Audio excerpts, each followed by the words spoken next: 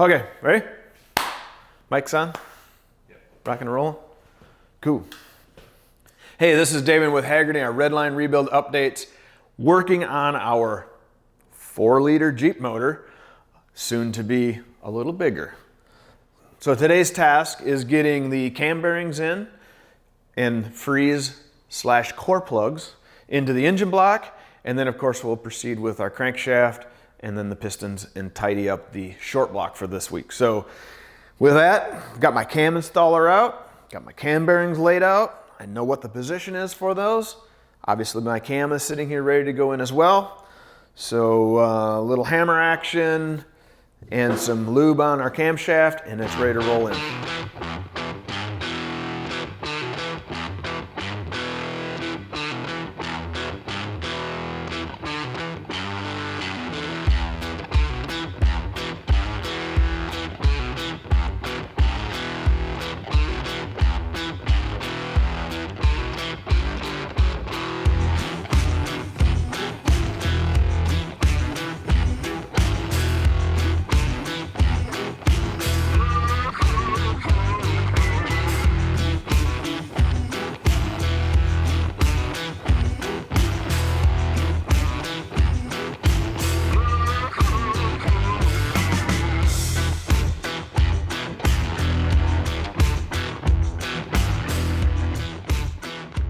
Now we have our freeze plugs in on the top side, but there's also little water drains at the very bottom.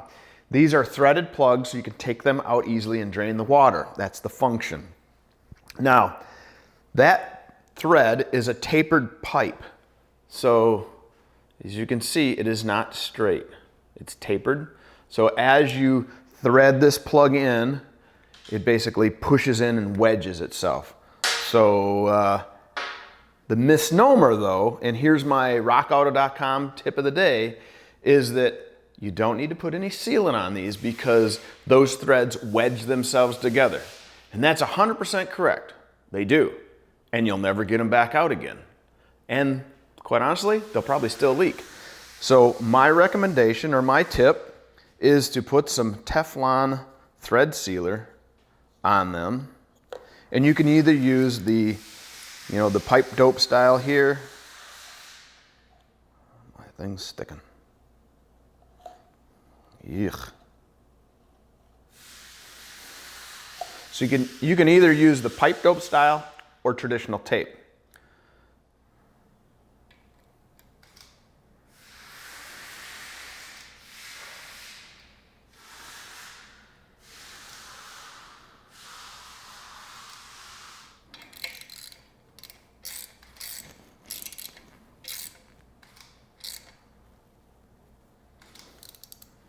Because I am running a manual transmission, the back of the crankshaft has to have a pilot bearing in there, or pilot bushing. If it does not, it's going to make a whole lot of racket and you're not going to be happy. I would also recommend putting that bushing or bearing in the crankshaft before it's in the engine assembly, because as you beat this into place, you don't want to basically flatten out your thrust bearing or ruin your thrust bearings. So I'm going to do this on the workbench. And then I'm going to go ahead and set my crankshaft in. And I'm going to try a little of this VP Racing Lubricants engine assembly lube and see how well that works relative to the red stuff that I normally use. They say it's fantastic, and we're going to find out. Give it the run test. Ooh, I like it. I think this may be good because it's not running off immediately.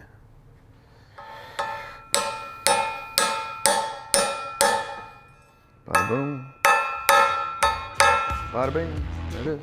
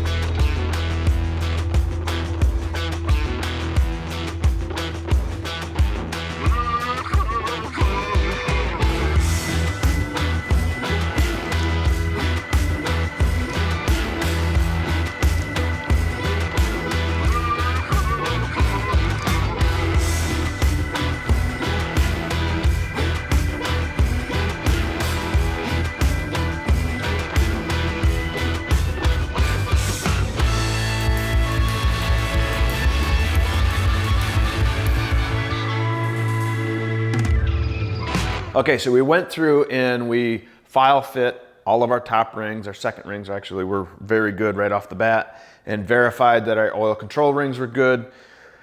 Then we took and assembled them all onto the pistons, as you see, and now we're ready to put the pistons down the hole. Now, key thing here is using whatever method you use to compress your piston or your rings on your pistons so they go down into the bore. Just make sure it stays tight if it's this style, because you do not want to break a ring when you're going down in there. So, ask me how I know.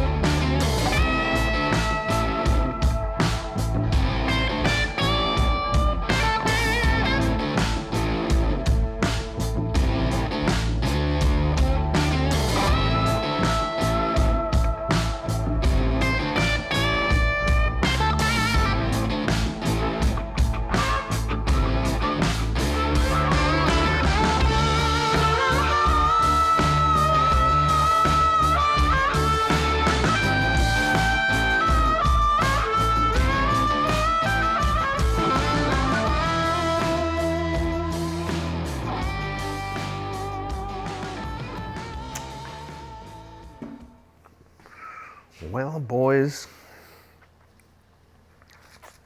Okay, well, there we go. Our timing is on, our timing cover's on, our balancer's on, and we have a problem.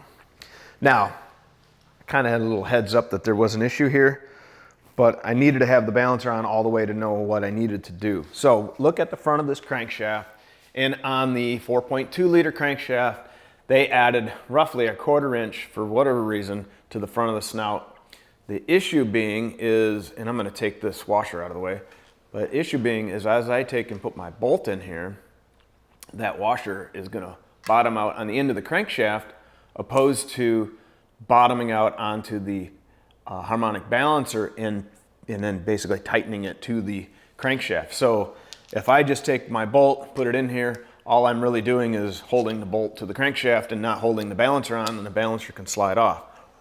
What I'm going to do is I need to make basically a washer that is slightly higher than my distance here, right? So I push against the balancer instead of the crankshaft.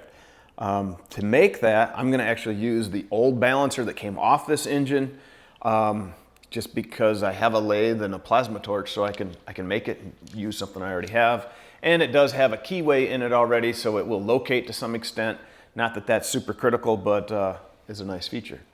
So let's go get that balancer, cut it apart, and then put it on the lathe and make ourselves a washer off of that.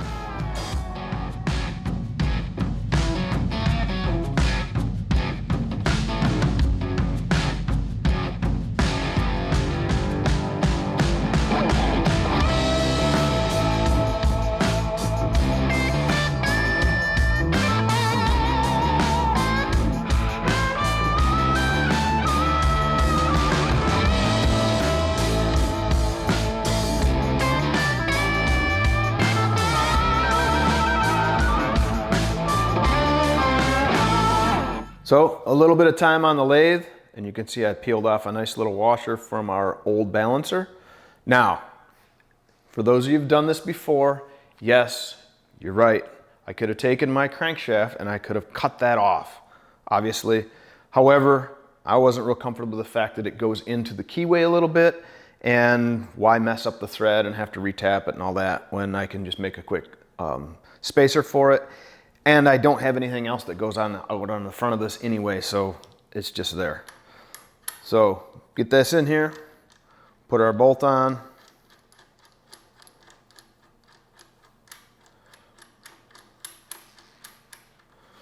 Put some torque to it, and that'll wrap up this piece of the engine. So basically, our short block is together.